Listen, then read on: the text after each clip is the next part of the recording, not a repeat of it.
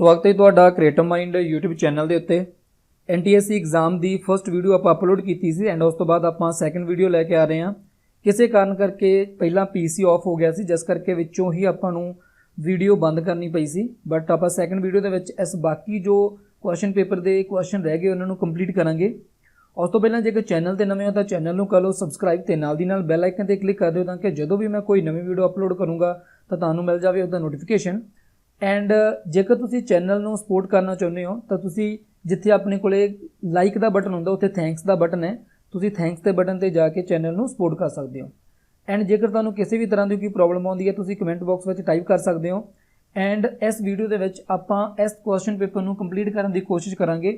नाल दी नाल तुसी की करना कि जो वीडियो नूं सपोर्ट करोगे तो तुसी इस वीडियो नूं अपने दोस्तां दे नाल जरूर शेयर कर दिओ, जिहदे नाल की होगा कि यादे वीडियो अगर बच्चे देखते हैं तो होर यादे मोटिवेशन मिलती है कि होर यादे आपां वीडियो चंगियां अपलोड करिए। तो अज आपां 172 क्वेश्चन देखते हैं जिसनूं आपां पहलां पिछे छड्ड के आए सी। एंड इस तो ही अज आपां शुरू करांगे। Which viceroy made a Delhi as a capital of India in 1911 AD। तो किहड़ा वायसराय सी जिसने कैपिटल जिहड़ा सी दिल्ली नूं बनाता सी, क्योंकि आपां नूं पता कि पहलां जो अपने कोले कैपिटल सी वो कौन हुंदा सी? कोलकाता। कोलकाता पहलां अपने कोले कैपिटल सी, बाद दे विच दिल्ली च कन्वर्ट करता सी। तो किहड़ा वायसराय सी जिसने कन्वर्ट किया सी? तो आपां प्रीवियस वीडियो में देख के आए हैं, that is a Lord Hardinge. तो लॉर्ड हार्डिंग ने की किया सी? कन्वर्ट करता सी अपने कोले capital from Delhi to Kolkata. And इत्थे दो तीन चीज़ां होर याद करन दी लोड़ आ, वो ये कि अपने कोले जो second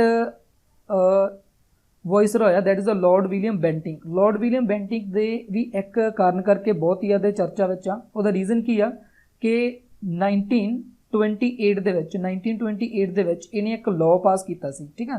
4 December 1928 they which 1929 they which sorry तो 1929 दे विच ये एक लॉ लैके आया सी लॉर्ड विलियम बेंटिंक। तो वो लॉ की सी? बेसिकली लॉ सी कि आपां नूं पता कि जेकर आपां पुराने समय दे विच देखीए तो अपने कोल एक प्रथा हुंदी सी जिन्हों आपां कहने सती प्रथा। तो जिहड़ी सती प्रथा हुंदी सी उहदे विच की कीता जांदा सी कि जो अपने कोले कोई वूमेन हुंदी सी, वो वूमेन दा अगर हसबैंड वूमेन का कोई हसबैंड मर जाता सी तो उसनूं प्रैशराइज किया जाता सी कि तू भी उसदे नाल ही जिंदा मर जावे। एंड उसनूं उसदी जो अर्थी हुंदी सी उसदे उपर मतलब जिंदा ही जला दिता जाता सी। तो दैट इज़ कॉल्ड अ सती। तो जिहड़ी सती हुंदी सी, सती नूं अबॉलिश किया गया किहदे द्वारा? लॉर्ड विलियम बेंटिक ने। लॉर्ड विलियम बेंटिक ने उसनूं अबॉलिश किया। बट इस वास्ते जिहड़े एफर्ट्स कीते सी वो एक पर्सन सी, that person is called a Raja Ram Mohan Roy. तो जिहड़ा राजा राम मोहन राय सी उहदे एफर्ट्स करके अपने कोले लॉर्ड विलियम बेंटिक ने 4 दिसंबर 1929 नूं सती नूं अबॉलिश करता सी। एंड लॉर्ड हार्डिंग ने की कीता सी? कैपिटल नूं शिफ्ट कीता सी from Delhi Kolkata to Delhi. And एक पर्सन इत्थे होर लिखिया होया वा लॉर्ड माउंटबेटन। तो जिहड़ा लॉर्ड माउंटबेटन सी ये कौन सी? ये अपना वायसराय सी। कदों वायसराय सी अपना? किस टाइम ते वायसराय सी? ये उस समय वायसराय सी जदों अपने इंडिया नूं डिवाइड किया गया सी टू पार्ट के अंदर। One is a Pakistan and second is a India. And जदों डिवाइड किया गया सी तो जो पंजाब वाला पार्ट आ, जिहड़ा पंजाब वाला पार्ट आ जिथे अपने कोले पाकिस्तान बनिया, एंड एक अपने कोले बांग्लादेश वाला पार्ट आ जिथे अपने कोले बनिया सी ईस्ट पाकिस्तान। तो ईस्ट पाकिस्तान पहला बनिया सी। ये दियां दो लाइन्स आ, these two lines are called a Radcliffe line. तो इन्हां लाइन्स नूं आपां रेड क्लिफ लाइन कहने आ। पंजाब वाली लाइन तो अज भी आपां देखते हैं कि इस साइड ते पाकिस्तान आ, बट जो ईस्ट पाकिस्तान आ उस तो बाद जो ईस्ट पाकिस्तान आ लिबरेशन वॉर हुई सी इन्हां दी। एंड उस तो बाद अपने कोले ये एक न्यू कंट्री बन गई सी, that is called a Bangladesh. तो that is called a Bangladesh. तो बांग्लादेश अपने कोल एक न्यू कंट्री आ, बट पहला अपने कोल ईस्ट पाकिस्तान हुंदा सी। एंड जिहड़ी लाइन ड्रॉ की है जो डिवाइड करती है India Pakistan and India Bangladesh नूं, that is called a Radcliffe line. And जो चाइना नूं डिवाइड करती है that is called a McMahon line. याद रखियो, that is called a McMahon line, जो चाइना वाले बॉर्डर नूं डिवाइड करती है इंडिया एंड चाइना बॉर्डर नूं। तो ये अपने को सी 3 आपां वायसराय देखिया, Lord William Bentinck, Lord Hardinge and Lord Mountbatten. उस तो बाद अगे आपां देखते हैं, देखो इन 1519 AD Zahir ul din Babur was a king of, कहते कित्थों का किंग सी? 1519 दे विच ये कित्थों का किंग सी अपने कोले? बाबर। तो बाबर उस समय जिहड़ा किंग सी वो सी काबुल दा। देखो जिहड़ा अपने कोले बाबर सी वो सब तो पहला जदों शुरुआत दे विच इसदे फादर की डैथ हुई आ तो उस समय ये किंग सी फरगाना दा। बट फरगाना दे विच काफ़ी ज़्यादा अटैक हो रहे सी एंड जिस करके इनू अपनी जगह चेंज करनी पई एंड इसने काबुल ते अटैक करके उत्थे ही रहना शुरू करता।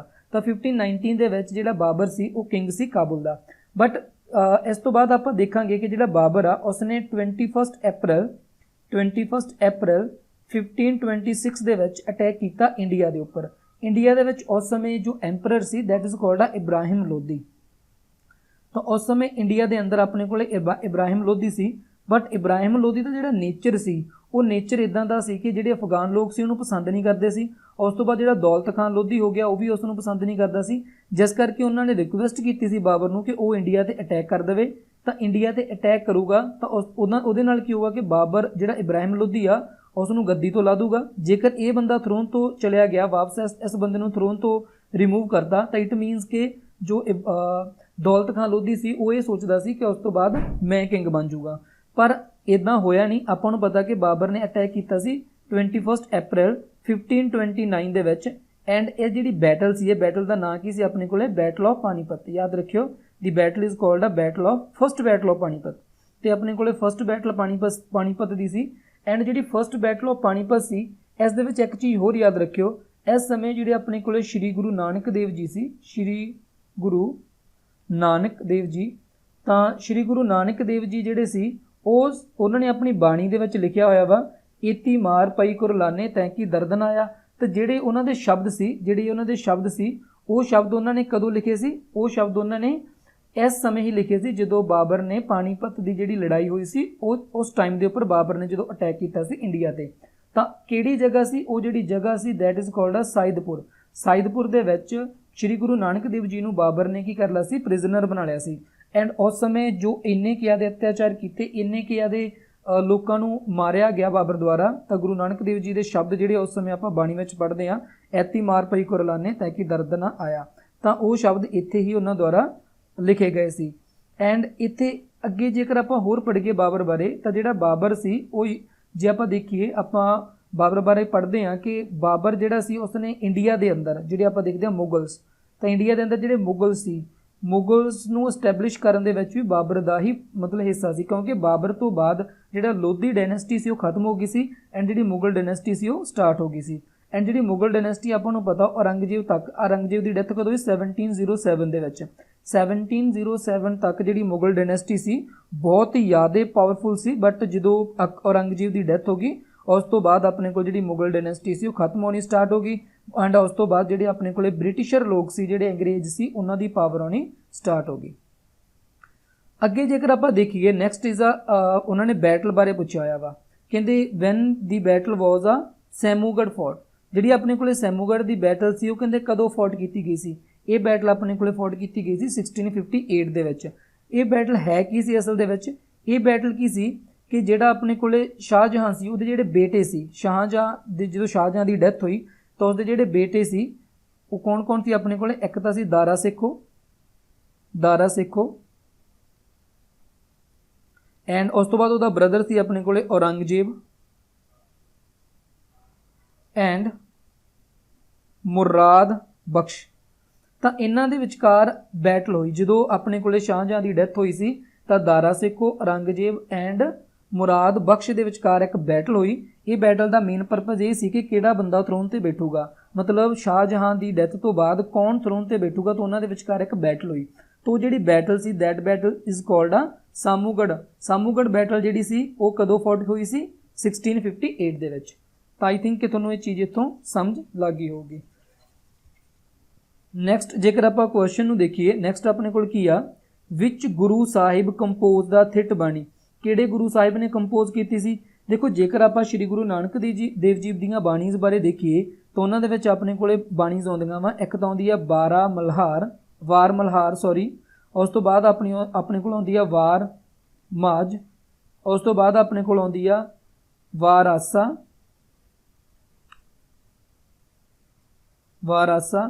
ਉਸ ਤੋਂ ਬਾਅਦ ਆਪਣੇ ਕੋਲ ਆਉਂਦੀ ਆ ਓਂਕਾਰ, ਉਸ ਤੋਂ ਬਾਅਦ ਆਉਂਦੀ ਆ ਆਪਣੇ ਕੋਲੇ ਪੱਟੀ, ਉਸ ਤੋਂ ਬਾਅਦ ਆਉਂਦੀ ਆ ਆਪਣੇ ਕੋਲੇ ਥਿੱਟ ਐਂਡ ਇੱਕ ਆਪਣੇ ਕੋਲੇ ਬਾਣੀ ਆਉਂਦੀ ਆ 12 ਮਾਹ ਐਂਡ ਆਪਣੇ ਕੋਲੇ ਆਉਂਦੀ ਆ ਜਾਪੂ ਜੀ। ਤਾਂ ਇਹ ਜਿਹੜੀਆਂ ਬਾਣੀਜ਼ ਆ, ਇਹਨਾਂ ਬਾਣੀਜ਼ ਦੀ ਜਿਹੜੀ ਕੰਪੋਜੀਸ਼ਨ ਆ ਉਹ ਕਿਹਨਾਂ ਨੇ ਕੀਤੀ ਆ? ਸ਼੍ਰੀ ਗੁਰੂ ਨਾਨਕ ਦੇਵ ਜੀ ਨੇ। ਐਂਡ ਇਹਨਾਂ ਦੇ ਵਿੱਚੋਂ ਇੱਕ ਬਾਣੀ ਆ ਥਿੱਟ, ਜਿਨ੍ਹਾਂ ਦੀ ਜਿਹੜੀ ਕੰਪੋਜੀਸ਼ਨ ਆ ਕਿਹਨਾਂ ਦੁਆਰਾ ਕੀਤੀ ਗਈ ਆ? ਉਹ ਕੀਤੀ ਗਈ ਹੈ ਸ਼੍ਰੀ ਗੁਰੂ ਨਾਨਕ ਦੇਵ ਜੀ ਦੁਆਰਾ। तो किहड़ियां बाणियां अपने कोले वार मल्हार, वार माज, उस तो बाद अपने कोले वार आसा, उस तो बाद अपने कोले ओंकार, उस तो बाद अपने कोले पट्टी, उस तो बाद थिट, उस तो बाद बारामा एंड जप जी। तो ये जिहड़ियां बाणीज़ आ इन्हां बाणीज़ की जिहड़ी रचना वा जिहड़ी इन्हां दी कंपोजिशन आ किन्हां द्वारा की गई आ, श्री गुरु नानक देव जी द्वारा की गई आ। तो ये अपने कोले बाणीज़ के बारे आपां तो देख लिया।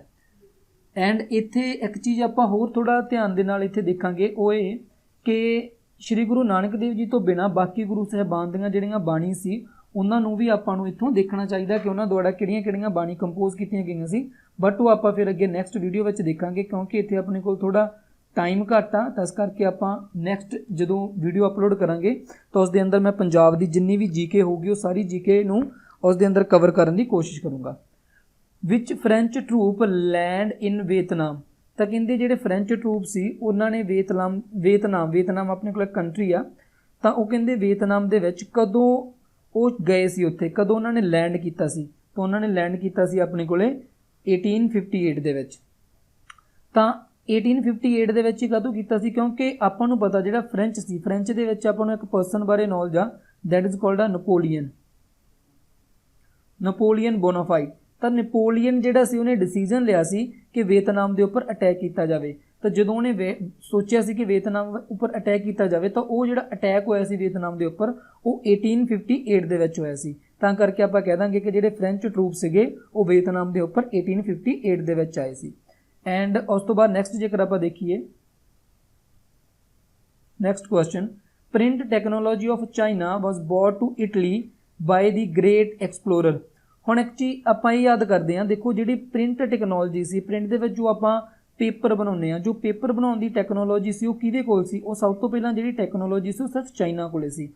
बट हौली हौली की होया कि जो चाइना दे विच लोग उत्थे ट्रैवलर जाते सी तो ट्रैवलर की करते सी, चाइना दे विचों नॉलेज इकट्ठी कर लेंदे सी कि इत्थे जिहड़ा पेपर वो किद्दां बनाया जांदा, एंड वो जिहड़ी नॉलेज आ वो नॉलेज नूं अपनी कंट्री दे विच जाके वो दस दिंदे सी, जिस तरह पेपर बनाउण दी जिहड़ी टैक्नोलॉजी आ वो बाकी कंट्रीज़ दे विच भी चली गई।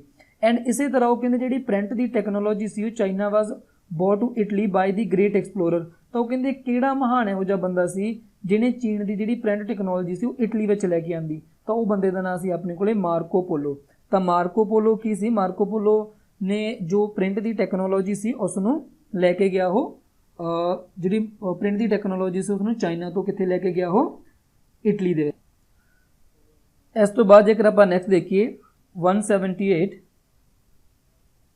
During India's freedom struggle, which one of the following led to the first all India हड़ताल। तो कहते इंडिया के सब तो पहली किहड़ी इहो जिहा ईवेंट होया सी जिसनूं आपां ऑल इंडिया हड़ताल कह सकते हैं।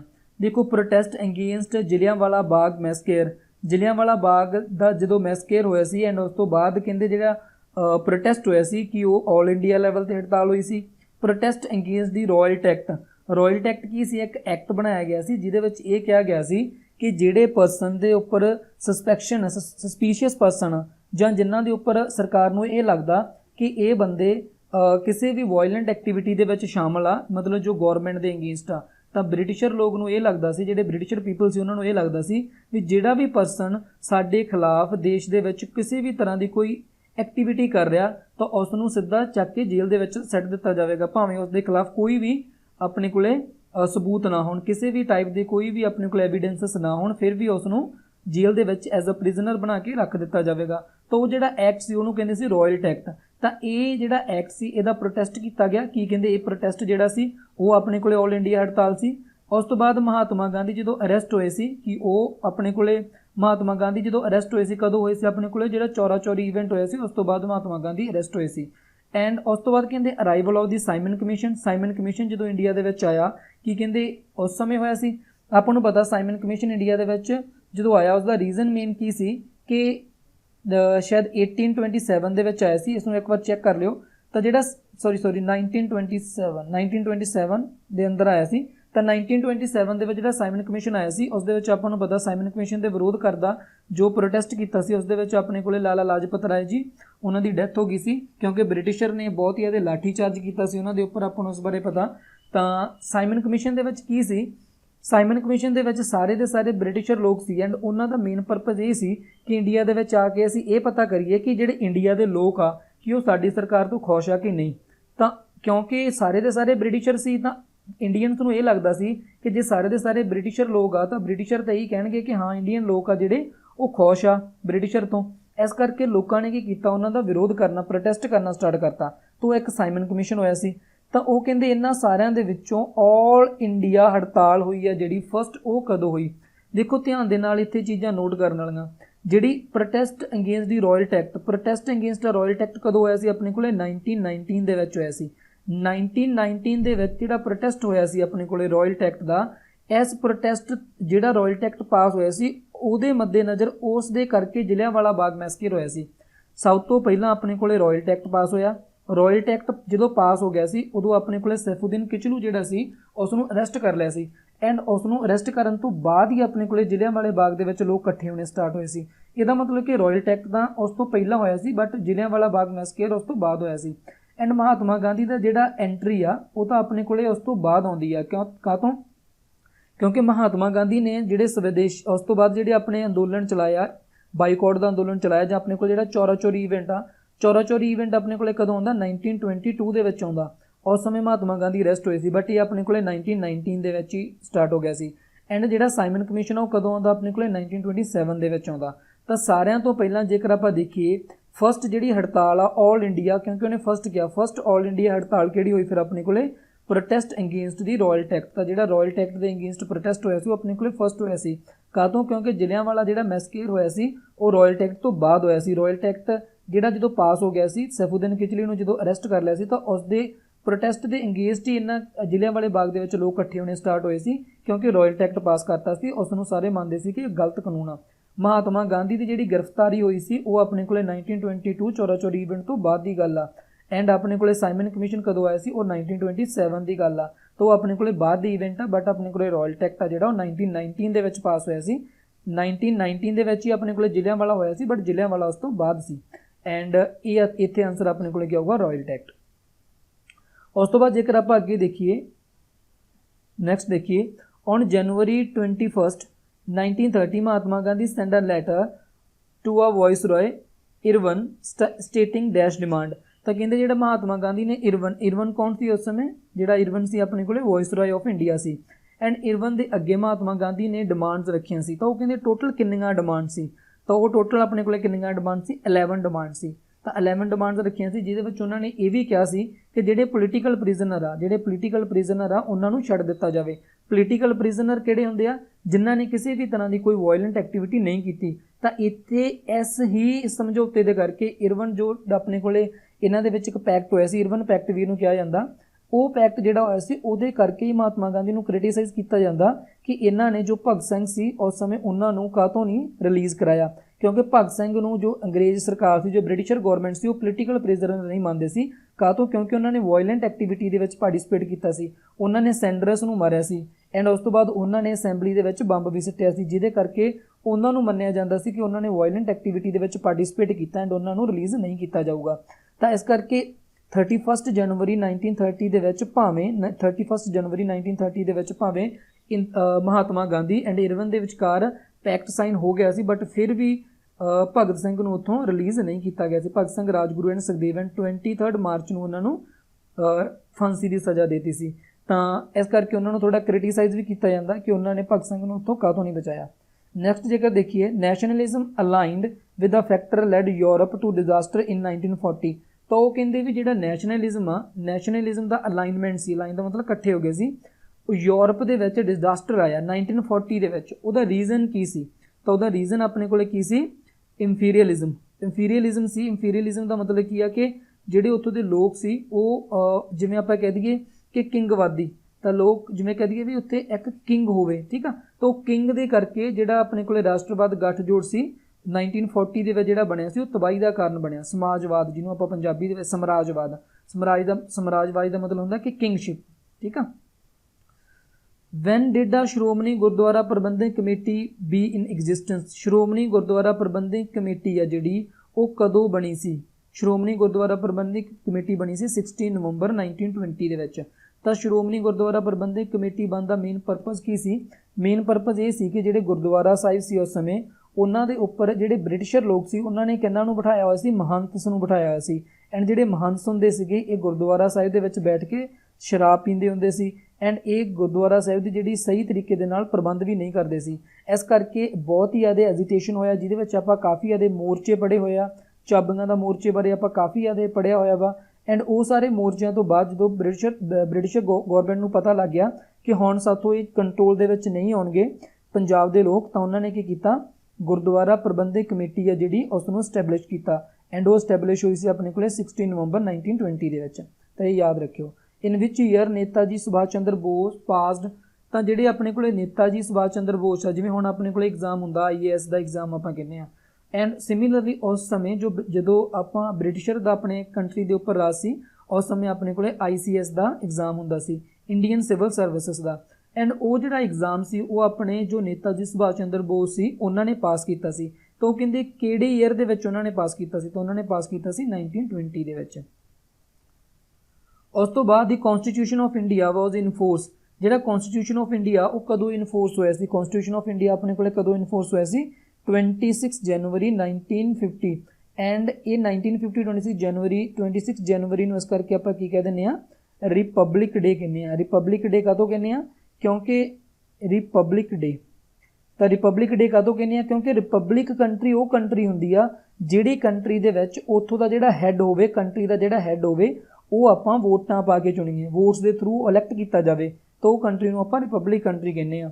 ਐਂਡ ਆਪਾਂ ਨੂੰ ਪਤਾ ਕਿ ਆਪਣੀ ਕੰਟਰੀ ਦੇ ਅੰਦਰ 26 ਜਨਵਰੀ 1950 ਦੇ ਵਿੱਚ ਫਸਟ ਟਾਈਮ ਜਿਹੜਾ ਡਾਕਟਰ ਰਜਿੰਦਰ ਪ੍ਰਸਾਦ ਉਹਨਾਂ ਨੂੰ ਇਲੈਕਟ ਕੀਤਾ ਗਿਆ ਸੀ as a first president of India.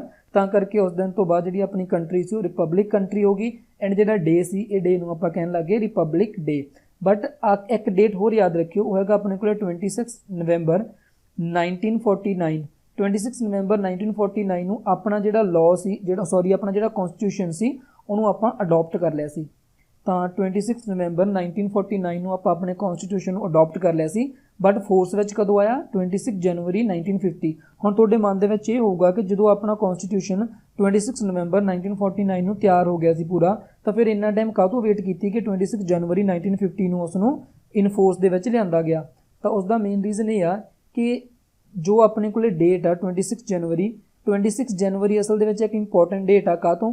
ਕਿਉਂਕਿ 1931 ਦੇ ਵਿੱਚ ਇੱਕ ਕਾਂਗਰਸ ਦਾ ਸੈਸ਼ਨ ਹੋਇਆ ਸੀ, ਜਿਸ ਵਿੱਚ ਉਹਨਾਂ ਨੇ ਇਹ ਕਹਿਤਾ ਸੀ ਕਿ ਅੱਜ ਤੋਂ ਬਾਅਦ ਜਿਹੜਾ ਇੰਡੀਆ, ਦੇਖੋ 1931 ਦੇ ਵਿੱਚ ਤਾਂ ਬ੍ਰਿਟਿਸ਼ਰ ਇੰਡੀਆ ਦੇ ਵਿੱਚ ਹੀ ਸੀ, ਬਟ ਫਿਰ ਵੀ ਜਿਹੜੇ ਕਾਂਗਰਸ ਸੀ ਉਹਨੇ ਇਹ ਕਹਿਤਾ ਸੀ ਕਿ ਅੱਜ ਤੋਂ ਬਾਅਦ 26 ਜਨਵਰੀ ਇੱਕ ਡੇ ਉਹਨਾਂ ਨੇ ਡਿਸਾਈਡ ਕਰ ਲਿਆ ਕਿ 26 ਜਨਵਰੀ ਨੂੰ ਆਪਾਂ ਐਜ਼ ਅ ਇੰਡੀਪੈਂਡੈਂਟ ਡੇ ਅੱਜ ਤੋਂ ਬਾਅਦ ਸੈਲੀਬ੍ਰੇਟ ਕਰਾਂਗੇ। ਮਤਲਬ ਪੂਰਨ ਸਵਰਾਜ ਉਹਨਾਂ ਨੇ ਡਿਕਲੇਅਰ ਕਰਤਾ ਸੀ ਕਿ ਅੱਜ ਤੋਂ ਬਾਅਦ ਅਸੀਂ ਜਿਹੜੇ ਅੰਗਰੇਜ਼ ਆ, ਬ੍ਰਿਟਿਸ਼ਰ ਆ, ਉਹਨਾਂ ਦਾ ਕੁਝ ਵੀ ਕਹਿਣਾ ਨਹੀਂ ਮੰਨਾਂਗੇ, ਅਸੀਂ 26 ਜਨਵਰੀ ਨੂੰ as a independent day decide ਕਰਦੇ ਹਾਂ। ਤਾਂ ਇਹ ਡੇ ਦੀ ਜਿਹੜੀ ਇੰਪੋਰਟੈਂਸ ਉਹ ਖਤਮ ਨਾ ਹੋ ਜੇ, ਇਸ ਕਰਕੇ ਕੀ ਕੀਤਾ ਗਿਆ ਕਿ ਵੇਟ ਕੀਤੀ ਗਈ ਐਂਡ 26 ਜਨਵਰੀ 1949 ਨੂੰ ਹੀ ਆਪਣਾ ਜਿਹੜਾ ਕਨਸਟੀਟਿਊਸ਼ਨ ਆ ਉਹਨੂੰ ਇਨਫੋਰਸ ਦੇ ਵਿੱਚ ਲਿਆਂਦਾ ਗਿਆ। ਤਾਂ ਕਰਕੇ 26 ਜਨਵਰੀ 1950 ਨੂੰ ਆਪਾਂ ਰਿਪਬਲਿਕ ਡੇ ਕਹਿੰਦੇ ਆ, ਕਿਉਂਕਿ ਜਿਹੜਾ ਹੈੱਡ ਆਫ ਦੀ ਸਟੇਟ ਆ ਉਸ ਨੂੰ ਵੋਟਸ ਦੇ ਥਰੂ ਇਲੈਕਟ ਕੀਤਾ ਜਾਂਦਾ।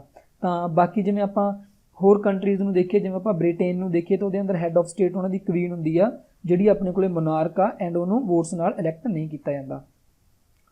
ਅੱਗੇ ਚੱਲ ਗਏ ਤਾਂ ਵਿੱਚ chapter include the fundamental rights of the citizen. ਕਿਹੜੇ ਚੈਪਟਰ ਦੇ ਵਿੱਚ ਆਪਣੇ ਕੋਲੇ ਜਿਹੜੇ ਫੰਡਾਮੈਂਟਲ ਰਾਈਟਸ ਆ ਉਹ ਇਨਕਲੂਡ ਕੀਤੇ ਗਏ ਆ? ਤਾਂ ਆਪਾਂ ਨੂੰ ਪਤਾ ਕਿ ਪਾਰਟ 3 ਦੇ ਵਿੱਚ ਆਪਣੇ ਕੋਲੇ ਫੰਡਾਮੈਂਟਲ ਰਾਈਟਸ ਨੂੰ ਇਨਕਲੂਡ ਕੀਤਾ ਗਿਆ। ਐਂਡ ਪਾਰਟ 3 ਦੇ ਅੰਦਰ ਜਿਹੜੇ ਫੰਡਾਮੈਂਟਲ ਰਾਈਟਸ ਆਪਣੇ ਕੋਲੇ ਪ੍ਰੈਜ਼ੈਂਟ ਆ, ਉਹਦੇ ਅੰਦਰ ਆਪਣੇ ਕੋਲੇ 12 ਆਰਟੀਕਲ ਦੇ ਵਿੱਚ ਡੈਫੀਨੇਸ਼ਨ ਪ੍ਰੈਜ਼ੈਂਟ ਆ, ਉਸ ਤੋਂ ਬਾਅਦ 13 ਆਰਟੀਕਲ ਤੋਂ ਆਪਣੇ ਸਟਾਰਟ ਹੋ ਜਾਂਦੇ ਆ। ਐਂਡ ਜਿਹੜੇ ਆਰਟੀਕਲ ਆ ਆਪਣੇ ਕੋਲੇ ਵੈਸੇ 32 ਤੱਕ ਜਾਂਦੇ ਆ, ਬਟ 35 ਤੱਕ ਇਹਨਾਂ ਨੂੰ ਮੰਨਿਆ ਜਾਂਦਾ। 32 ਤੱਕ ਆਪਣੇ ਕੋਲ ਜਿਹੜੇ ਆਰਟੀਕਲ ਪ੍ਰੈਜ਼ੈਂਟ ਆ ਉਹਨਾਂ ਦੇ ਅੰਦਰ ਆਪਣੇ ਰਾਈਟਸ ਪ੍ਰੈਜ਼ੈਂਟ ਆ, ਐਂਡ ਉਹ ਜਿਹੜੇ ਰਾਈਟਸ ਆ ਉਹ ਇਨਕਲੂਡ ਕੀਤੇ ਗਏ ਚੈਪਟਰ 3 ਦੇ ਅੰਦਰ।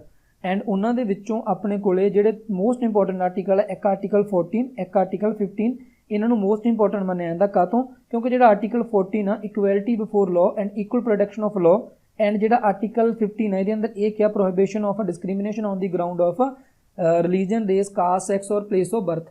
ਤਾਂ ਆਪਾਂ ਕਿਸੇ ਵੀ ਤਰ੍ਹਾਂ ਦਾ ਕਿਸੇ ਵੀ ਪਰਸਨ ਦੇ ਨਾਲ ਕੋਈ ਵੀ ਡਿਸਕ੍ਰਿਮੀਨੇਸ਼ਨ ਨਹੀਂ ਕਰ ਸਕਦੇ। ਉਸ ਤੋਂ ਬਾਅਦ ਇੱਕ ਆਰਟੀਕਲ 16 ਤਾਂ ਵੈਸੇ ਇੰਪੋਰਟੈਂਟ ਹੈ ਨਹੀਂਗਾ, ਬਟ 17 ਆਰਟੀਕਲ ਆ। 17 ਆਰਟੀਕਲ ਦੇ ਵਿੱਚ ਵਾਇਓਲੇਸ਼ਨ ਆਫ ਅਨਟਚੇਬਿਲਿਟੀ ਆ। ਤਾਂ ਆਪਣੇ ਕੋਲੇ 3 ਆਰਟੀਕਲ ਆ, 14 ਆਰਟੀਕਲ ਆ, ਤਾਂ ਜਿਹਦੇ ਅੰਦਰ ਆਪਣੇ ਕੋਲੇ ਸਾਰੇ ਜਿਹੜੇ ਆਪਣੇ ਇੰਡੀਅਨ ਦੇ ਸਿਟੀਜ਼ਨ ਨੂੰ ਇਕੁਅਲ ਮੰਨਿਆ ਜਾਂਦਾ। ਐਂਡ 15 ਦੇ ਵਿੱਚ ਕਿਸੇ ਵੀ ਤਰ੍ਹਾਂ ਦੀ ਕੋਈ ਵੀ ਕਿਸੇ ਦੇ ਨਾਲ ਡਿਸਕ੍ਰਿਮੀਨੇਸ਼ਨ ਨਹੀਂ ਕੀਤਾ ਜਾਂਦਾ। ਐਂਡ 17 ਦੇ ਵਿੱਚ ਜਿਹੜੀ ਆਪਣੇ ਕੋਲੇ ਅਨਟੱਚੇਬਿਲਟੀ ਹੈ ਉਹਨੂੰ ਅਬੋਲਿਸ਼ ਕੀਤਾ ਜਾਂਦਾ। ਤਾਂ ਇਹ 3 ਆਰਟੀਕਲ ਵੀ ਤੁਸੀਂ ਇੱਥੋਂ ਯਾਦ ਰੱਖਿਓ। ਜਿਹੜਾ ਆਪਣੇ ਕੋਲੇ ਚੈਪਟਰ 4 ਆ, ਚੈਪਟਰ 4 ਦੇ ਅੰਦਰ ਆਪਣੇ ਕੋਲੇ ਕੀ ਪ੍ਰੈਜ਼ੈਂਟ ਆ, directive principle of a state policy. And chapter 4 ਦੇ ਅੰਦਰ directive principle of state policy present ਆ।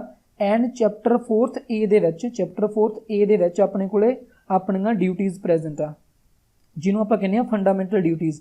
ਫੰਡਾਮੈਂਟਲ ਡਿਊਟੀਜ਼ ਕਿੱਥੇ ਪ੍ਰੈਜ਼ੈਂਟ ਆ, ਚੈਪਟਰ 4A ਦੇ ਵਿੱਚ। ਫੰਡਾਮੈਂਟਲ ਡਿਊਟੀਜ਼ ਜਿਹੜਾ ਆਪਣਾ ਪਹਿਲਾ ਸੰਵਿਧਾਨ ਸੀ ਜਾਂ ਜਿਹੜਾ ਆਪਣੇ ਕੋਲੇ ਫਸਟ ਕੌਨਸਟੀਟਿਊਸ਼ਨ ਸੀ, ਉਹਦੇ ਅੰਦਰ ਆਪਣੇ ਕੋਲੇ ਕਿਸੇ ਵੀ ਟਾਈਪ ਦੀਆਂ ਫੰਡਾਮੈਂਟਲ ਡਿਊਟੀਜ਼ ਨਹੀਂ ਸੀ। But Indira Gandhi the government ਨੇ ਕੀ ਕੀਤਾ, 1976 ਦੇ ਵਿੱਚ ਇੰਦਰਾ ਗਾਂਧੀ ਨੇ ਇਹ ਕਿਹਾ ਕਿ ਜੇਕਰ ਅਸੀਂ ਜਿਹੜੇ ਇੰਡੀਆ ਦੇ ਸਿਟੀਜ਼ਨ ਆ ਉਹਨਾਂ ਨੂੰ ਇੰਨੇ ਅਧਿਕਾਰ ਦਿੱਤੇ ਹੋਏ ਆ, ਤਾਂ ਇੰਡੀਆ ਦੇ ਸਿਟੀਜ਼ਨ ਦੇ ਕੁਛ ਫਰਜ਼ ਵੀ ਬਣਦੇ ਆ, ਉਹਨਾਂ ਦੀਆਂ ਕੁਛ ਰਿਸਪੌਂਸਿਬਿਲਿਟੀਜ਼ ਵੀ ਬਣਦੀਆਂ ਵਾ, ਉਹਨਾਂ ਦੀਆਂ ਕੁਛ ਡਿਊਟੀਜ਼ ਵੀ ਬਣਦੀਆਂ ਵਾ ਕਿ ਉਹ ਆਪਣੇ ਨੇਸ਼ਨ ਦੇ ਪ੍ਰਤੀ ਉਹਨਾਂ ਨੂੰ ਨਿਭਾਉਣ। ਤਾਂ ਕਰਕੇ ਉਹਨਾਂ ਨੇ ਕੀ ਕੀਤਾ, 1976 ਦੇ ਵਿੱਚ 42nd ਕੌਨਸਟੀਟਿਊਸ਼ਨਲ ਅਮੈਂਡਮੈਂਟ ਹੋਈ, ਜਿਹਦੇ ਵਿੱਚ ਉਹਨਾਂ ਨੇ ਫੰਡਾਮੈਂਟਲ ਡਿਊਟੀਜ਼ ਨੂੰ ਐਡ ਕਰਤਾ। ਤਾਂ ਉਸ ਸਮੇਂ ਫੰਡਾਮੈਂਟਲ ਡਿਊਟੀਜ਼ ਆਪਣੇ ਕੋਲੇ 10 ਸੀ, ਪਰ ਬਾਅਦ ਦੇ ਵਿੱਚ ਜਿਹੜੀਆਂ ਫੰਡਾਮੈਂਟਲ ਡਿਊਟੀਜ਼ ਆ ਉਹਨਾਂ ਨੂੰ ਵਧਾ ਦਿੱਤਾ ਗਿਆ। ਐਂਡ ਹੁਣ ਆਪਣੇ ਕੋਲੇ ਫੰਡਾਮੈਂਟਲ ਡਿਊਟੀਜ਼ 11 ਵਾ। ਜਿਹੜੀ 11ਵੀਂ ਫੰਡਾਮੈਂਟਲ ਡਿਊਟੀ ਉਹ ਆਪਣੇ ਕੋਲੇ 86th ਕੌਨਸਟੀਟਿਊਸ਼ਨਲ ਅਮੈਂਡਮੈਂਟ ਹੋਈ ਸੀ, ਉਦੋਂ ਹੀ ਆਪਣੇ ਕੋਲੇ 11ਵੀਂ ਜਿਹੜੀ ਫੰਡਾਮੈਂਟਲ ਡਿਊਟੀ ਉਸ ਨੂੰ ਐਡ ਕੀਤਾ ਗਿਆ ਸੀ। 11ਵੀਂ ਫੰਡਾਮੈਂਟਲ ਡਿਊਟੀ ਵਿੱਚ ਲਿਖਿਆ ਇਹ ਆ ਕਿ ਜਿਹੜੇ ਪੇਰੈਂਟਸ ਆ ਉਹਨਾਂ ਦੀ ਰਿਸਪੌਂਸਿਬਿਲਿਟੀ ਬਣਦੀ ਆ, ਉਹਨਾਂ ਦੀ ਇੱਕ ਡਿਊਟੀ ਬਣਦੀ ਆ ਕਿ ਜਦ ਤੱਕ ਉਹਨਾਂ ਦੇ ਬੱਚਿਆਂ ਦੀ ਏਜ 16 ਤੋਂ ਲੈ ਕੇ 14 ਸਾਲ ਤੱਕ ਦੀ ਆ ਤਾਂ ਉਹਨਾਂ ਨੂੰ ਪੜ੍ਹਾਉਣ, ਤਾਂ ਉਹਨਾਂ ਨੂੰ ਪੜ੍ਹਾਉਣ ਦੇ ਮੌਕੇ ਮੁਹੱਈਆ ਕਰਵਾਉਣ। ਤਾਂ ਉਹ ਪੇਰੈਂਟਸ ਦੀ ਰਿਸਪੌਂਸਿਬਿਲਿਟੀ ਬਣਦੀ ਆ, ਕਿਉਂਕਿ ਆਪਾਂ ਨੂੰ ਇਹ ਪਤਾ ਕਿ ਆਪਣੇ ਇੰਡੀਆ ਦੇ ਵਿੱਚ ਇੱਕ ਕਾਨੂੰਨ ਪਾਸ ਹੋਇਆ ਵਾ ਰਾਈਟ ਟੂ ਐਜੂਕੇਸ਼ਨ।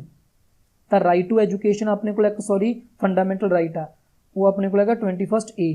ਤਾਂ ਉਸ ਤੋਂ ਬਾਅਦ ਆਪਣੇ ਇੰਡੀਆ ਦੇ ਵਿੱਚ ਇੱਕ ਲਾਅ ਪਾਸ ਹੋਇਆ ਸੀ ਜਿਹਦੇ ਅੰਦਰ ਕੀ ਸੀ, ਜਿਹਨੂੰ ਆਪਾਂ ਕਹਿੰਦੇ ਆ RTE ਰਾਈਟ ਟੂ ਐਜੂਕੇਸ਼ਨ। ਤਾਂ ਉਹਦੇ ਅੰਦਰ ਆਪਣੇ ਕੋਲੇ ਕੀ ਸੀ, 2010 ਦੇ ਵਿੱਚ ਜਿਹੜਾ ਹੁਣ ਆਪਾਂ ਦੇਖਦੇ ਹਾਂ ਕਿ ਜਿਹੜੇ 8th ਕਲਾਸ ਤੱਕ ਬੱਚੇ ਉਹਨਾਂ ਨੂੰ ਫੇਲ ਨਹੀਂ ਕੀਤਾ ਜਾਂਦਾ। ਤਾਂ ਉਹ ਕਦੋਂ ਤੋਂ ਹੋਇਆ ਸੀ, ਉਹ 2010 ਤੋਂ ਹੋਇਆ ਸੀ, ਕਿਉਂਕਿ ਉਸ ਸਮੇਂ ਆਪਣੇ ਕੌਨਸਟੀਟਿਊਸ਼ਨ ਦੇ ਵਿੱਚ ਅਮੈਂਡਮੈਂਟ ਕਰਨ ਤੋਂ ਬਾਅਦ ਰਾਈਟ ਟੂ ਐਜੂਕੇਸ਼ਨ ਇੱਕ ਐਕਟ ਐਡ ਕਰਤਾ, ਜਿਹਦੇ ਵਿੱਚ ਇਹ ਕਹਿੰਦਾ ਕਿ 6 ਸਾਲ ਤੋਂ 14 ਸਾਲ ਤੱਕ ਦੇ ਜਿਹੜੇ ਬੱਚੇ ਆ ਉਹਨਾਂ ਨੂੰ ਪੜ੍ਹਾਉਣ ਦੀ ਜ਼ਿੰਮੇਵਾਰੀ ਸਰਕਾਰ ਦੀ ਬਣਦੀ ਆ। ਐਂਡ ਸਰਕਾਰ ਉਹਨਾਂ ਨੂੰ ਮੌਕੇ ਮੁਹੱਈਆ ਕਰਵਾਵੇ। ਐਂਡ ਨਾਲ ਦੀ ਨਾਲ ਉਹਨਾਂ ਨੇ ਕੀ ਕੀਤਾ, ਫੰਡਾਮੈਂਟਲ ਡਿਊਟੀ ਦੇ ਵਿੱਚ ਵੀ ਇੱਕ ਡਿਊਟੀ ਐਡ ਕਰਤੀ, ਜਿਹਦੇ ਵਿੱਚ ਉਹਨਾਂ ਨੇ ਕਿਹਾ ਕਿ ਜਿਹੜੇ ਪੇਰੈਂਟਸ ਆ ਜਿਹੜੇ ਉਹਨਾਂ ਦੀ ਵੀ ਡਿਊਟੀ ਬਣਦੀ ਆ ਕਿ ਉਹ ਆਪਣੇ ਬੱਚਿਆਂ ਨੂੰ ਸਕੂਲ ਭੇਜਣ, ਤੇ ਸਰਕਾਰ ਦੀ ਡਿਊਟੀ ਬਣਦੀ ਆ ਕਿ ਉਹਨਾਂ ਨੂੰ ਸਕੂਲ ਦੇ ਵਿੱਚ ਟੀਚਰ ਐਂਡ ਸਕੂਲ ਮੁਹੱਈਆ ਕਰਵਾਏ ਜਾਣ। ਤਾਂ ਇਹ ਆਪਣੇ ਕੋਲੇ ਸੀ ਫੰਡਾਮੈਂਟਲ ਡਿਊਟੀਜ਼। ਤਾਂ ਜੇਕਰ ਆਪਾਂ ਦੇਖੀਏ next question, total fundamental duties ਕਿੰਨੀਆਂ, ਟੋਟਲ ਫੰਡਾਮੈਂਟਲ ਡਿਊਟੀਜ਼ ਪਹਿਲਾਂ ਆਪਣੇ ਕੋਲੇ 10 ਸੀ, ਬਟ ਹੁਣ ਆਪਣੇ ਕੋਲੇ 11 ਆ। ਤਾਂ ਆਪਣੇ ਕੋਲੇ 11 ਕੀ ਆਊਗਾ, ਇਹਦਾ ਸਹੀ ਆਨਸਰ ਆਊਗਾ। ਇਸ ਤੋਂ ਬਾਅਦ ਜੇਕਰ ਆਪਾਂ ਅੱਗੇ ਦੇਖੀਏ ਨੈਕਸਟ ਕੁਐਸਚਨ ਨੂੰ, ਨੈਕਸਟ ਕੁਐਸਚਨ ਦੇ ਵਿੱਚ ਕੀ ਲਿਖਿਆ ਹੋਇਆ, what is the minimum age to become the president of India. India ਦਾ ਪ੍ਰੈਜ਼ੀਡੈਂਟ ਬਣਨ ਵਾਸਤੇ ਮਿਨੀਮਮ ਏਜ ਕਿੰਨੀ ਹੋਣੀ ਚਾਹੀਦੀ ਆ, ਆਪਣੇ ਕੋਲੇ 35 ਹੋਣੀ ਚਾਹੀਦੀ ਆ। ਐਂਡ ਯਾਦ ਰੱਖਿਓ ਜਿਹੜਾ ਪ੍ਰੈਜ਼ੀਡੈਂਟ ਆਫ ਇੰਡੀਆ ਹੁੰਦਾ, ਪ੍ਰੈਜ਼ੀਡੈਂਟ ਆਫ ਇੰਡੀਆ ਉਸ ਨੂੰ ਕਿੰਨੇ ਟਾਈਮ ਵਾਸਤੇ ਇਲੈਕਟ ਕੀਤਾ ਜਾਂਦਾ, 5 ਈਅਰ ਵਾਸਤੇ ਇਲੈਕਟ ਕੀਤਾ ਜਾਂਦਾ, ਠੀਕ ਆ। ਐਂਡ ਉਹਦੀ ਮਿਨੀਮਮ ਏਜ ਆਪਣੇ ਕੋਲੇ ਕਿੰਨੀ ਹੋਣੀ ਚਾਹੀਦੀ ਆ, 35 ਈਅਰ ਹੋਣੀ ਚਾਹੀਦੀ ਆ ਮਿਨੀਮਮ ਏਜ। ਐਂਡ ਜਿਹੜਾ ਪ੍ਰੈਜ਼ੀਡੈਂਟ ਆਫ ਇੰਡੀਆ ਉਹਨੂੰ ਕੌਣ ਇਲੈਕਟ ਕਰਦਾ, ਉਹਨੂੰ ਇਲੈਕਟ ਕੌਣ ਕਰਦਾ, ਦੇਖੋ ਆਪਣੀਆਂ ਵੋਟਾਂ ਤਾਂ ਪੈਂਦੀਆਂ ਨਹੀਂ, ਤਾਂ ਜਿਨ੍ਹਾਂ ਦੀਆਂ ਵੋਟਾਂ ਪੈਂਦੀਆਂ ਉਹ ਕੌਣ ਹੁੰਦਾ, ਦੇਖੋ ਇੱਕ ਤਾਂ ਲੋਕ ਸਭਾ, ਇੱਕ ਹੁੰਦਾ ਆਪਣੇ ਕੋਲੇ ਰਾਜ ਸਭਾ, ਐਂਡ ਉਸ ਤੋਂ ਬਾਅਦ ਆਪਣੇ ਕੋਲੇ ਹੁੰਦਾ ਲੈਜਿਸਲੇਟਿਵ ਅਸੈਂਬਲੀ। ਲੈਜਿਸਲੇਟਿਵ ਅਸੈਂਬਲੀ ਮਤਲਬ ਸਟੇਟ ਦੀ, ਜਿਹਨੂੰ ਆਪਾਂ ਕਹਿ ਦਿੰਦੇ ਆ ਵਿਧਾਨ ਸਭਾ। ਤਾਂ ਆਪਣੇ ਸਟੇਟ ਦੀ ਵਿਧਾਨ ਸਭਾ, ਜਿਵੇਂ ਉਸ ਤੋਂ ਬਾਅਦ ਰਾਜ ਸਭਾ, ਜਿਹਨੂੰ ਰਾਜ ਸਭਾ ਹੀ ਕਿਹਾ ਜਾਂਦਾ ਪੰਜਾਬੀ ਵਿੱਚ ਵੀ, ਐਂਡ ਉਸ ਤੋਂ ਬਾਅਦ ਆਪਣੇ ਕੋਲੇ ਲੋਕ ਸਭਾ। ਇਹਨਾਂ ਦੇ ਜਿਹੜੇ ਇਲੈਕਟਡ ਮੈਂਬਰ ਹੁੰਦੇ ਆ, ਜਿਨ੍ਹਾਂ ਨੂੰ ਵੋਟਾਂ ਪਾ ਕੇ ਆਪਾਂ ਜਿਤਾਇਆ ਹੁੰਦਾ, ਸਿਰਫ ਉਹੀ, ਨੋਮੀਨੇਟਡ ਮੈਂਬਰ ਨਹੀਂ, ਸਿਰਫ ਇਲੈਕਟਡ ਮੈਂਬਰ, ਇਹ ਵੋਟਾਂ ਪਾ ਕੇ ਆਪਣੇ ਕੋਲੇ ਪ੍ਰੈਜ਼ੀਡੈਂਟ ਨੂੰ ਇਲੈਕਟ ਕਰਦੇ ਹੁੰਦੇ ਆ, ਪ੍ਰੈਜ਼ੀਡੈਂਟ ਨੂੰ ਚਾਹੁੰਦੇ ਹੁੰਦੇ ਆ। 5 ਸਾਲ ਵਾਸਤੇ ਪ੍ਰੈਜ਼ੀਡੈਂਟ ਇਲੈਕਟ ਕੀਤਾ ਜਾਂਦਾ, ਠੀਕ ਆ। ਐਂਡ ਉਹਦੀ ਮਿਨੀਮਮ ਏਜ ਆਪਣੇ ਕੋਲੇ ਕਿੰਨੀ ਹੋਣੀ ਚਾਹੀਦੀ ਆ, 35 ਈਅਰ ਹੋਣੀ ਚਾਹੀਦੀ ਆ।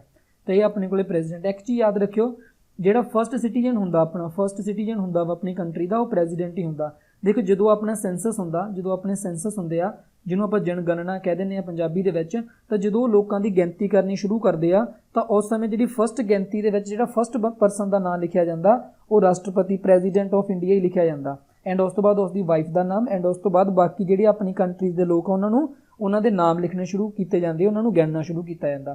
ਤਾਂ ਜਿਹੜਾ ਫਸਟ ਪਰਸਨ ਹੁੰਦਾ, ਫਸਟ ਸਿਟੀਜ਼ਨ ਹੁੰਦਾ ਆਪਣੀ ਕੰਟਰੀ ਦਾ, ਉਹ ਪ੍ਰੈਜ਼ੀਡੈਂਟ ਆਫ ਇੰਡੀਆ ਹੀ ਹੁੰਦਾ। ਐਂਡ ਪ੍ਰੈਜ਼ੀਡੈਂਟ ਆਫ ਇੰਡੀਆ ਨੂੰ ਆਪਾਂ ਡੀ ਜ਼ਿਊਰੇ ਵੀ ਕਹਿੰਦੇ ਆ, ਯਾਦ ਰੱਖਿਓ ਡੀ ਜ਼ਿਊਰੇ। ਡੀ ਜ਼ਿਊਰੇ ਕਾਹਤੋਂ ਕਹਿੰਦੇ ਆ, ਕਿਉਂਕਿ ਪਾਵਰ ਇਹਦੇ ਕੋਲੇ ਕੋਈ ਹੁੰਦੀ ਨਹੀਂ, that is a nominal head ਹੁੰਦਾ, ਤਾਂ ਕਰਕੇ ਇਹਨੂੰ ਡੀ ਜ਼ਿਊਰੇ ਕਹਿ ਦਿੰਦੇ ਆ। एंड जिहड़ा PM हुंदा प्राइम मिनिस्टर हुंदा उहनूं डी फैक्टो कहने आ। डी फैक्टो काहतों कहने आ क्योंकि सारी दी सारी पावर किहदे कोले हुंदी आ, प्राइम मिनिस्टर कोले हुंदी आ। अगे चलदे आपां एंड इस तो दो तीन चीज़ां होर याद रखियो प्रेजिडेंट तो। प्रेजिडेंट दे विचों ये याद काहतों रखिए, देखो एक तो ये चीज़ याद रखो जिहड़ा प्रेजिडेंट उहदे कोले पावर हुंदी आ कि वह ऑर्डीनेंस पास कर सकदा।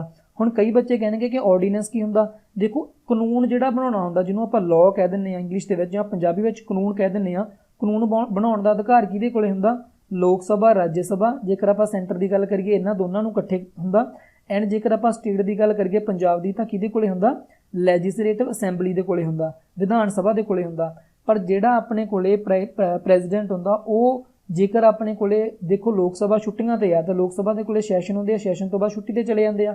जेकर लोक सभा छुट्टी ते आ पर उस समय आपां नूं किसी कानून बनाउण दी लोड़ पई आ, तो उस समय जिहड़ा कानून वो प्रेजिडेंट बना सकदा, तो वो जिहड़ा कानून बनाऊगा उहनूं आपां ऑर्डीनेंस कह दिंदे आ। बट ये ऑर्डीनेंस अपने कोले 6 महीने वास्ते हुंदा। उस तो बाद जेकर लोक सभा चाहूगी पार्लीमेंट चाहूगी तो इहनूं कंटिन्यू कर सकदी है, नहीं तो नहीं। तो ये मैं काहतों दस्सिआ, मैं तां दस्सिआ क्योंकि अपने कोले 3 खेती कानून आए सी, अपने कोले जिहड़े फॉर्मर एक्ट आए सी 3 खेती कानून, उन्हां नूं उस समय कोविड दे करके अपने कोले लोक सभा जिहड़ा सी वो संसद जिहड़ा सी सैशन विच नहीं सी, वो छुट्टियां ते चल रहे सी। बट की कीता प्रेजिडेंट ने ऑर्डीनेंस पास कीता एंड ये 3 दे 3 बिल लैके आंदे सी, तां करके मैं तुहानूं इत्थे दस्सिआ। ते जेकर आपां पंजाब की गल करिए, पंजाब दे विच जेकर ऑर्डीनेंस किसी ने भेजना होवे देना होवे प्रमलूगेट करना होवे तो हुंदा अपने कोले गवर्नर, तो गवर्नर अपने कोले ऑर्डीनेंस दे सकदा। ठीक है। How many member of a president can nominated in a council of state, तो जिहड़ी काउंसल ऑफ स्टेट आ, काउंसल ऑफ स्टेट नूं याद रखियो राज्य सभा भी आपां कहने आ। ठीक है, दैट इज़ कॉल्ड अ राज्य सभा।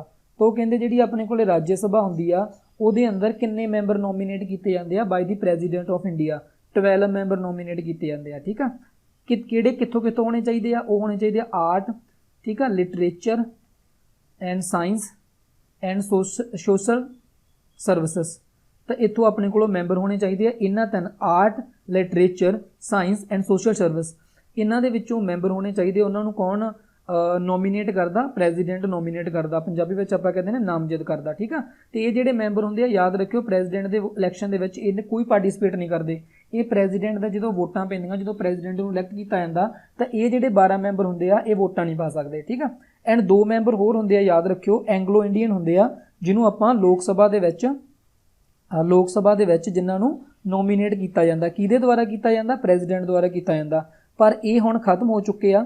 104th कॉन्स्टिट्यूशनल अमेंडमेंट हुई सी जिहदे विच उन्हां ने की किया कि जिहड़े 2 मैंबर आ, जिहड़े 2 मैंबरस अपने कोले प्रेजिडेंट नॉमीनेट करदा लोक सभा दे विच उसनूं खत्म कर दिता जाएगा। अज तो बाद ये मैंबर नॉमीनेट नहीं किए जाणगे। तो इत्थे एक चीज़ होर याद रखियो, जिहड़े अपने कोले राज्य सभा के टोटल मैंबर हुंदे आ वो अपने कोले 250 हुंदे आ, बट इस समय मौजूदा अपने कोले 245 आ। एंड जिहड़ी लोक सभा उहदे अपने कोले 252 मैंबर हुंदे आ टोटल, जिहदे विचों इस समय अपने कोले 245 सी, बट 2 मैंबर होर उन्होंने माइनस करते एंगलो इंडियन, हुण अपने कोले 243 ही मैंबरस आ। ठीक है, एंड तुसीं मैनूं कमेंट बॉक्स विच ये दसना कि अपने इंडिया के अंदर टोटल किन्नियां स्टेट्स आ एंड किन्नियां यूनीयन टैरीटरीज आ। ठीक है, तां तुसीं कमेंट बॉक्स विच लिखना किन्नियां अपनियां स्टेट्स आ एंड किन्नियां यूनीयन टैरीटरीज आ।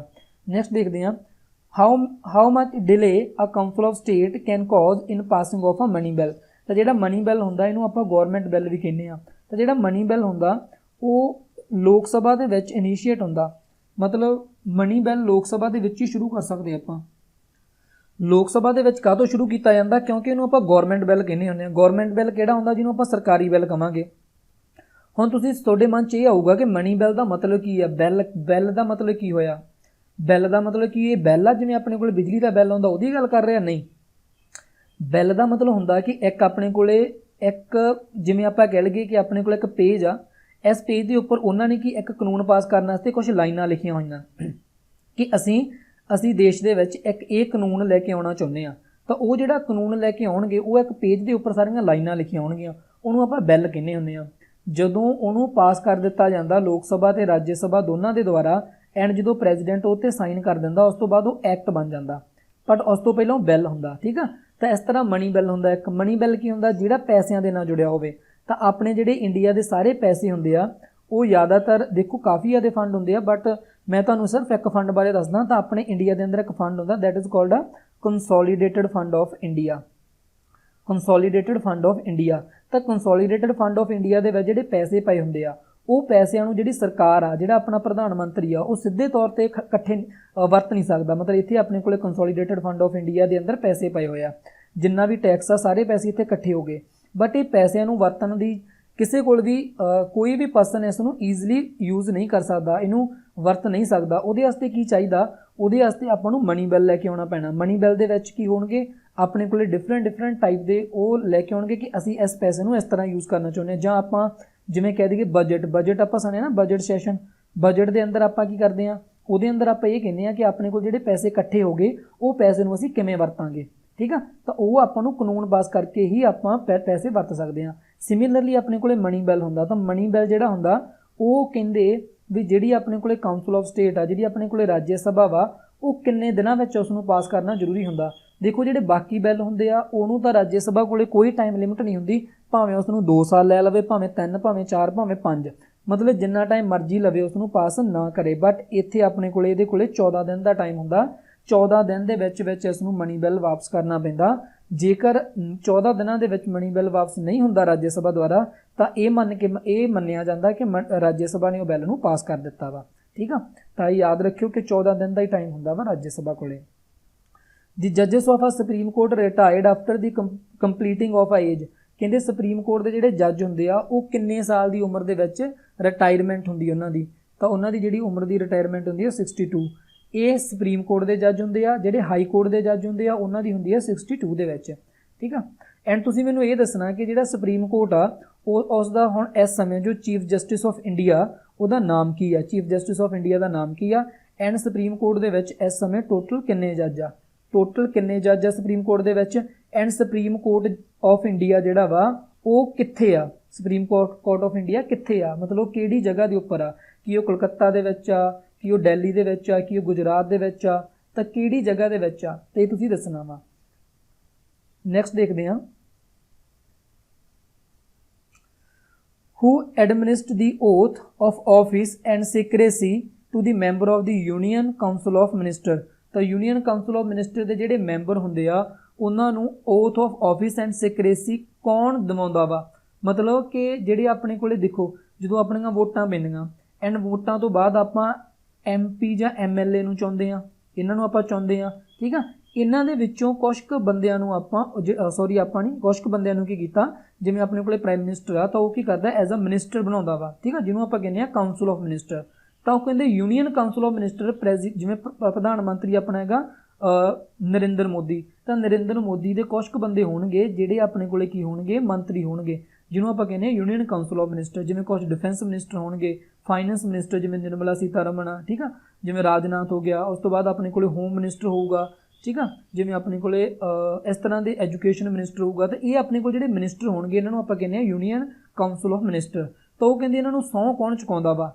ਕਿਹੜੇ ਪਰਸਨ ਦੀ ਡਿਊਟੀ ਹੁੰਦੀ ਹੈ ਇਹਨਾਂ ਨੂੰ ਸਹੁੰ ਚੁਕਾਉਣ ਦੀ? ਤਾਂ ਉਹ ਪਰਸਨ ਹੈਗਾ ਆਪਣੇ ਕੋਲੇ ਪ੍ਰੈਜ਼ੀਡੈਂਟ ਆਫ ਇੰਡੀਆ। ਅੱਛਾ, ਜੇ ਪ੍ਰੈਜ਼ੀਡੈਂਟ ਆਫ ਇੰਡੀਆ ਨਾ ਹੋਵੇ, ਮੰਨ ਲਓ ਪ੍ਰੈਜ਼ੀਡੈਂਟ ਆਫ ਇੰਡੀਆ ਉਸ ਸਮੇਂ ਅਵੇਲੇਬਲ ਨਹੀਂਗਾ, ਤਾਂ ਤੁਸੀਂ ਕਮੈਂਟ ਬਾਕਸ ਵਿੱਚ ਲਿਖਣਾ ਕਿ ਪ੍ਰੈਜ਼ੀਡੈਂਟ ਆਫ ਇੰਡੀਆ ਨਾ ਹੋਊਗਾ ਤਾਂ ਕਿਹੜਾ ਪਰਸਨ ਆ ਜਿਹੜਾ ਉਹਨਾਂ ਨੂੰ ਸਹੁੰ ਚੁਕਾਊਗਾ, ਠੀਕ ਆ। ਤਾਂ ਇਹ ਤੁਸੀਂ ਦੱਸਣਾ ਵਾ।